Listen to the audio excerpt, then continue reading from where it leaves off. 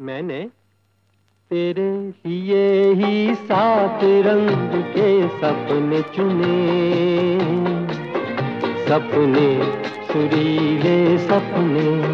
मैंने तेरे लिए ही 7 रंग के सपने चुने। আজকে ওয়েদারটা খুব সুন্দর, একদম স্নিগ্ধ ওয়েদার। এই ওয়েদারটা আমি যখন চাকরি করেছি বাইরে, আমি খুব এনজয় করেছি। তো মণিপুর, মিজোরাম, মেঘালয়, চাকরির সূত্রে যেসব জায়গায় গেছি আমি, নাগাল্যান্ড, দুর্ধর্ষ একদম। জানলা দিক দিয়ে আপনার মেঘ ভেসে যায়, মন ভালো হয়ে যায়। বারান্দায় বসুন, চাকরি করা মানে অফিস থেকে ফেরার পর, স্কুল করার পরে আপনি কাঠের বাড়ির বারান্দায় বসুন, একদম সবুজ আর পাহাড়, মনটা ভালো হয়ে যায়। তো সেরকম একটা পরিবেশ আজকে কলকাতা তে পাওয়া যাচ্ছে, ভালো লাগে। তো আজকে একটা নতুন ধরনের ভিডিও নিয়ে এলাম। জানেন অ্যানাকন্ডা? অ্যানাকন্ডা একটা জলের পাইপের মতো মোটা। এতদিন আমরা জানতাম যে 20 ফুট 4 ইঞ্চির মতো লম্বা হয়, কিন্তু অ্যামাজন আপনার দক্ষিণ আমেরিকার একটা প্রত্যন্ত দুর্গম, বিপজ্জনক একটা জায়গাতে, আমাজনের নদীর নিচে অ্যানাকন্ডা পাওয়া গেছে। পৃথিবীর মধ্যে মনে হয় খুব বৃহত্তম, 24 ফুট 6 ইঞ্চি। সেটা হচ্ছে আপনার প্রাণীবিজ্ঞানের জগতে যে তিনি চিরস্থায়ী ছাপ ফেলতে চলেছেন, সেটা কয়েক মিনিট আগেও জানতেন না প্রখ্যাত হার্পিটোলজিস্ট, মানে যাকে বাংলা বলে সরীসৃপ বিশেষজ্ঞ। ওনার নাম হচ্ছে ফ্রিক ফ্রঙ্ক। এই যে ফ্রিক ফ্রঙ্ক, ইনি যে জায়গায় 9টি দেশের প্রায় 14 জন প্রাণী বিজ্ঞানী টিমটা মিলিতভাবে অনুসন্ধানের কাজ করছিল, সেটা হচ্ছে দক্ষিণ আমেরিকার দেশ ইকুয়েডরের আমাজন অববাহিকায় গজিয়ে ওঠা দুর্ভেদ্য একটা রেন ফরেস্ট। বাতাস দিচ্ছে, একটু শব্দ হবে বাতাসে। তো তো সেটা হচ্ছে ব্যাপার, যে সেই সেই ইকুয়েডরের সেই আমাজন অববাহিকায় আপনার বলতে গেলে একটা দুর্ভেদ্য রেন ফরেস্ট। আর এই জায়গাটা পৃথিবীর একদম দুর্গমতম এবং সবচেয়ে বিপজ্জনক জায়গাগুলোর মধ্যে অন্যতম বলে হয়তো। সেখানে সভ্য মানুষের যাতায়াতও কম, আর সেই কারণে এমন জায়গায় অঘটনও ঘটে, মানে অঘটন ঘটার একটা উপযুক্ত মানে উপযুক্ত জায়গা আর কি। আর এই এলাকায় বসবাস করেন বায়ু-আ-এরি ওয়াও রানি নামে এক জনগোষ্ঠী আদিবাসীরা। সভ্য মানুষের পক্ষে খুবই মানে খুবই বিপজ্জনক। আবার ওরা অনেক সময় কী করে, ওদের সঙ্গে ভালো ব্যবহার করলে ওরা ঠিক মানে ভালো মতো ব্যবহার করেন, ওরা সাহায্য করে, অনেক পর্যটকদের ওরা সাহায্য করে। তো সেটা হচ্ছে ব্যাপার। এবং সেটা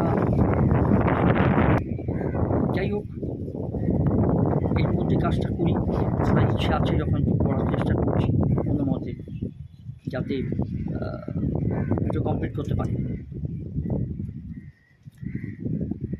তো এই এলাকায় যে এই যে জনগোষ্ঠীর আদিবাসী বসবাস করে, এছাড়া এই এলাকায় তথাকথিত সভ্য দুনিয়ার চোখ এড়িয়ে এতদিন বসবাস করছিল আরও একটি প্রাণী, গ্রিন অ্যানাকন্ডার সম্পূর্ণ নতুন একটা প্রজাতি। পৃথিবীর বৃহত্তম সাপের এই প্রজাতিটি মানে এই যে পৃথিবীর বৃহত্তম সাপের যে প্রজাতিটিরই সন্ধান পেয়েছেন ফ্রিক ফ্রঙ্ক নামটা প্রাণীবিজ্ঞান। এই যে একদম বৃহত্তম সাপের একটা প্রজাতি, যেটা এতদিন পাওয়া যায়নি। দৈর্ঘ্যে প্রায় 7.5 মিটার, মানে প্রায় ধরুন 24 ফুট, চারটেখানি কথা নয়। আর ওজন কম বেশি 500 কেজি। আর একটা গাড়ির যে টায়ার, সেই টায়ারের মতো মোটা ওরা। এমনভাবেই মানে এই সদ্য খোঁজ পাওয়া সাপটার বর্ণনা দিয়েছেন ফ্রঙ্ক।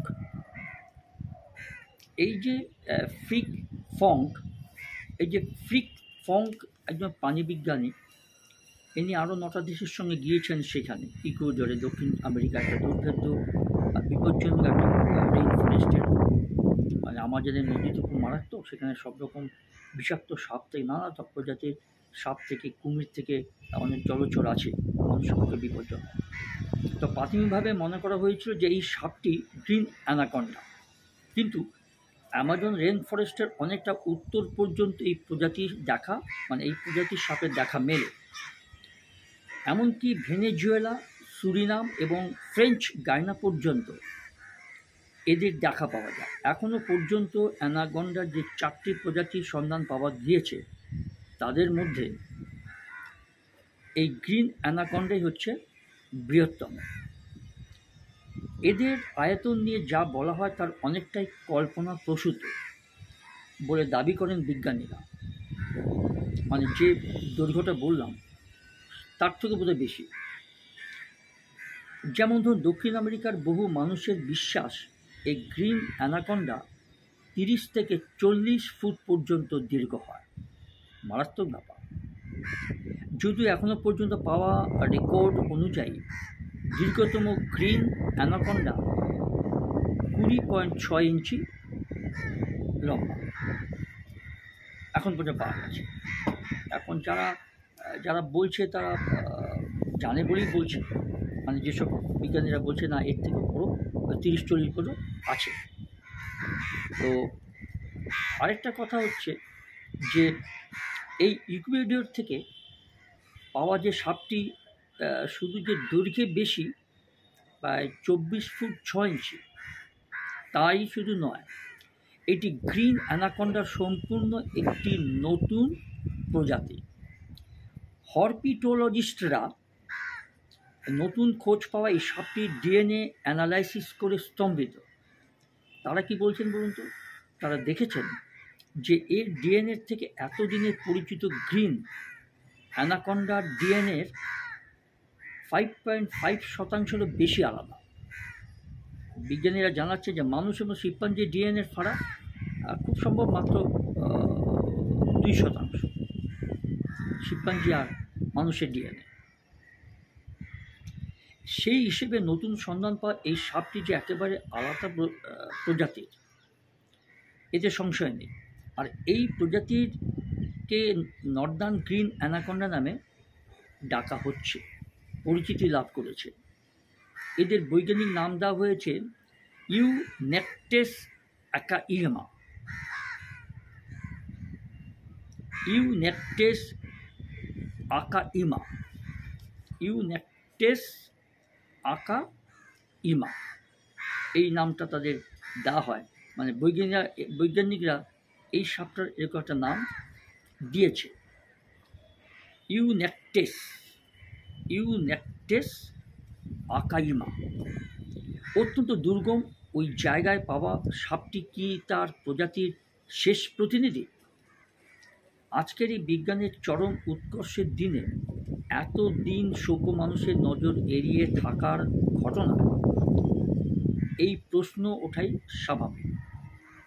কিন্তু এই বিষয়ে আশ্বস্ত করেছেন নর্দার্ন গ্রিন অ্যানাকন্ডার আবিষ্কারক বিজ্ঞানীরা। তারা কি বলছেন? তারা বলছেন যে অগভীর নদী খাদে গাছের শিকড় এবং কাদার সঙ্গে শরীর মিশিয়ে এই প্রজাতির বহু সাপকে আমরা শিকারের অপেক্ষা করতে দেখেছি। প্রজাতিগতভাবে এতদিনের পরিচিত গ্রিন অ্যানাকন্ডার সঙ্গে সদ্য পাওয়া নর্দার্ন গ্রিন অ্যানাকন্ডার ফারাক থাকলেও এদের শিকার ধরার পদ্ধতিটা একই। এবং সেটা যেটা বলা যায় যে নিঃসারে গা ঢাকা দিয়ে পড়ে থেকে অতর্কিত শিকারকে আক্রমণ করে, তারপরে পাঁকে পাঁকে তাকে জড়িয়ে ধরে শরীর ঘুরিয়ে দিয়ে তারপরে গিলে খায়।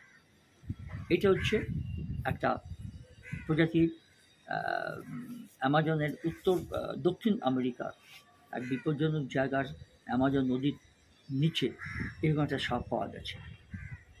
তাই যতটুকু পারলাম আপনাদের জন্য শেয়ার করলাম। ভালো থাকবেন, সুস্থ থাকবেন, আজ এইটুকু। আর অনুগ্রহ করে একই কথা, দয়া করে আমার চ্যানেল দুটোকে, একটা ইউটিউব চ্যানেল আছে স্ট্রাগলার দেব আর আমার ফেসবুক, এই দুটোকে মোটামুটি একটু লাইক, শেয়ার, ফলো এবং সাবস্ক্রাইব করে দেবেন। ভালো থাকবেন, সুস্থ থাকবেন।